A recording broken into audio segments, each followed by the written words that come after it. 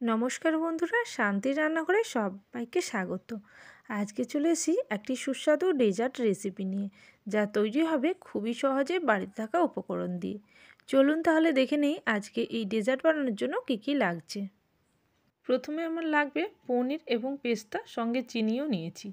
প্রথমে একটি মিক্সিং জারের মধ্যে আমি দিয়ে দেবো পেস্তাটা আমি এখানে ওই ধরুন 15 থেকে 20টি পেস্তা নিয়েছি, সঙ্গে দিয়ে দিলাম হাফ বাটি পরিমাণে চিনি। আর এখানে 200 গ্রাম পনির নিয়েছি, তাই জন্য আমি হাফ বাটি মতো চিনি নিয়েছি। এবার আমি এটাকে আলাদাভাবেই কিন্তু একটু গ্রাইন্ড করে নেব, তারপরে পনিরের সঙ্গে মেশাবো। কিন্তু প্রথমে কিন্তু চিনিটাকে আর পেস্তাটাকে খুব ভালো করে আমি গ্রাইন্ড করে নিয়েছি, তবে খুব বেশি গ্রাইন্ড করার প্রয়োজন নেই। কিছুটা দারদারা বা কিছুটা যদি মিহি না হয় তাতে কিন্তু কোনো রকম প্রবলেম নেই। এবার একটি পাত্রের মধ্যে এটাকে আমি নিয়ে নিচ্ছি। যে পাত্রের মধ্যে সমস্ত উপকরণগুলো আমি একসঙ্গে মেশাবো সেই পাত্রের মধ্যে আমি ঢেলে নিলাম। এবার পনিরটা নিয়ে নিচ্ছি। এখানে প্রায় 200 গ্রাম পরিমাণে পনির নিয়েছি। এবার পনিরটাকে টুকরো করে দিয়ে দেব, তারপরে মিক্সিং জারের মধ্যে ঢাকনা লাগিয়ে এটাকে ব্লেন্ড করে নেব। এখানে কোনো রকম জল বা দুধ দেওয়ার প্রয়োজন নেই। পনিরটাকে মিক্সিং জারের মধ্যে দিয়ে ব্লেন্ড করার পরে এর মধ্যে আমি অ্যাড করে দেব পেস্তা এবং চিনি গুঁড়ো। চিনি গুঁড়োটা দিয়ে দিলে এটা কিন্তু আরও বেশি পরিমাণে লিকুইড টাইপের হয়ে যাবে, তাতে কিন্তু আর কোনো জল বা দুধ দেওয়ার প্রয়োজন হবে না। আর পনির তো এমনিতেই কিছুটা রসালো থাকে, তাই কোনো রকম জল বা দুধ একেবারেই দেবেন না, তাহলে কিন্তু মিষ্টিটা আর বানানো যাবে না। দেখুন এখানে পনিরটা কিন্তু এইভাবে আমি গ্রেট করে নিয়েছি। আপনারা চাইলে এখানে ছানা জল ঝাড়িয়ে নিয়ে ব্যবহার করতে পারেন, তবে আমি এখানে পনির দিয়ে বানানো দেখাচ্ছি। এবার আমি এইভাবে কিন্তু আগে থেকে তৈরি করে রাখা পেস্তা এবং চিনির গুঁড়োটা মিশিয়ে দিলাম। এটা দেওয়ার পরে আবারও কিছুক্ষণের জন্য মিক্সিং জারের মধ্যে দিয়ে এটাকে ব্লেন্ড করে নিতে হবে। এখন দেখুন সমস্ত উপকরণগুলো একসঙ্গে মিশে গেছে। এবার আমি মিক্সিং বোলের মধ্যে সমস্ত উপকরণগুলোকে একসঙ্গে মিশিয়ে নেব ভালো করে।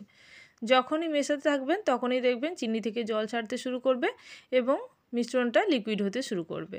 যদি প্রয়োজন হয় সেক্ষেত্রে কিছুটা ব্রেড ক্রাম্বস মিশিয়ে নেওয়া যেতে পারে, তবে যদি না পাতলা হয় তাহলে কিন্তু দেওয়ার দরকার নেই। এখানে আমি অল্প পরিমাণে ফুড কালার দিচ্ছি। ফুড কালার দিলে এই মিষ্টিটার কালার কিন্তু খুবই সুন্দর দেখতে হবে, তাই আমি ফুড কালার দিচ্ছি। আপনারা যদি বাড়িতে বানান না দিতে চাইলে নাও দিতে পারেন, তাতে কিন্তু টেস্টের কোনো পরিবর্তন হবে না।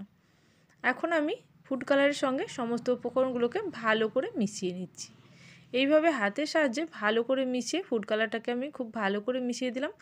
আমি এখানে লাইট একটু কালার দিয়েছিলাম, তাই এখানে কিন্তু পেস্তা কালারের মতন কালারটা এসছে, খুব বেশি গ্রিন ভাব আমি করিনি। এরপরে আমি ডেসিকেটেড কোকোনাট নিয়েছি, একটি প্লেটের মধ্যে নিয়ে নিয়েছি এবং অল্প পরিমাণে হাতে ঘি নিয়ে এবার আমি মিশ্রণ থেকে অল্প অল্প করে নিয়ে একটা একটা মণ্ড তৈরি করে এই ডেসিকেটেড কোকোনাটের উপরে দিয়ে দেবো। কোকোনাটের উপরে দেওয়ার পরে দেখবেন এটা কিন্তু আর লিকুইড ফর্মে যতটুকু হাতে চিপচিপে আছে সেই কিন্তু আর হচ্ছে না।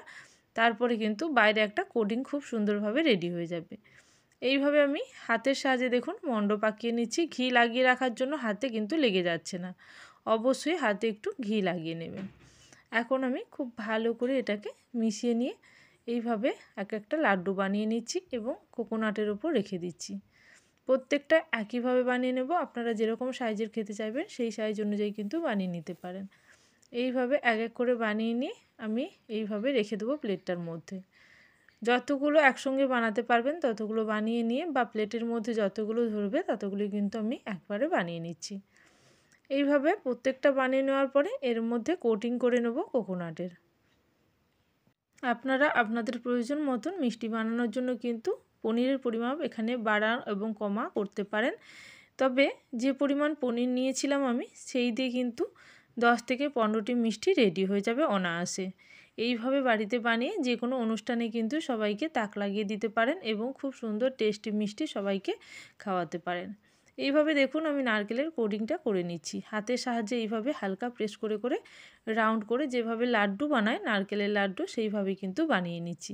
দেখুন কতটা সুন্দর দেখতে হয়েছে, গ্রিন কালার দেওয়ার জন্য আরও সুন্দর দেখতে লাগছে এবং বাইরে হোয়াইট এবং ভেতরে গ্রিন, দেখতে কিন্তু খুব সুন্দর। যদি কাউকে খাওয়ান তাহলে একেবারেই বুঝতে পারবেন না যে আপনি নিজে বাড়িতে বানিয়েছেন, একেবারে দোকানের মতনই টেস্ট হবে। এইভাবে আপনারা বাড়িতে মিষ্টি বানিয়ে দেখতে পারেন, আশা করি আপনাদের সবাই কিন্তু প্রশংসা করবে। তাহলে এইভাবে কিন্তু প্রত্যেকটা মিষ্টি আমি নারকেলের কোট করে এইভাবে কিন্তু রেখে দিচ্ছি। অবশ্যই এটা করার জন্য ডেসিকেটেড নারকেলের এরকমভাবে কোট করে নিতে হবে, তাহলেই এটা দেখতে ভালো লাগবে। তাহলে বন্ধুরা, রেসিপি ভালো লেগে থাকলে অবশ্যই কমেন্ট সেকশানে জানাবেন। আর যারা এখনও পর্যন্ত চ্যানেলটিকে সাবস্ক্রাইব করেনি, অবশ্যই চ্যানেলটিকে সাবস্ক্রাইব করে নিয়ে পাশে থাকা বেল নোটিফিকেশানে ক্লিক করে রাখবেন, যাতে আমার চ্যানেলে কোনো নতুন রেসিপি আসার সঙ্গে সঙ্গে আপনাদের কাছে সবার আগে নোটিফিকেশান পৌঁছে যায়। তাহলে আজকের জন্য এই পর্যন্ত, আবারও চলে আসবো নতুন কোনো রেসিপির সঙ্গে। ততক্ষণের জন্য সবাই ভালো থাকবেন, সুস্থ থাকবেন। Thank you for watching my video.